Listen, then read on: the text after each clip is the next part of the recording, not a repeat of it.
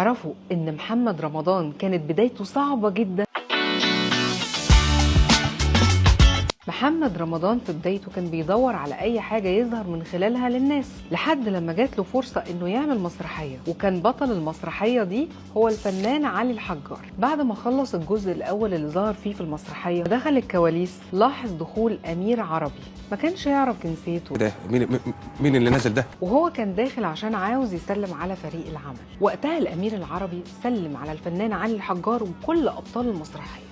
بس هنا الامير بيكلم مدير اعماله وقال له انا عايز اسلم على الممثل الاسمر اللي كان بيمثل في الجزء الاولاني، ونادى على محمد وقال له تعالى سلم على سمو الامير. فمن المفاجاه هو ما كانش فاهم ايه اللي بيحصل، فالامير هنا راح مطلع من جيبه قلم واداه لمحمد رمضان، وافتكر رمضان وقتها ان دي مجرد ذكرى وما خدش في باله.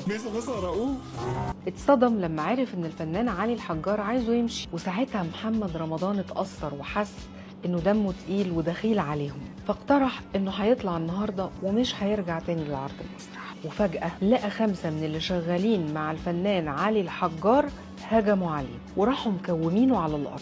حس وقتها بكسرة وهو واقع في الارض، عشان لما وقع دماغه كانت عند رجل ممثلين كتير واقفين في الكواليس.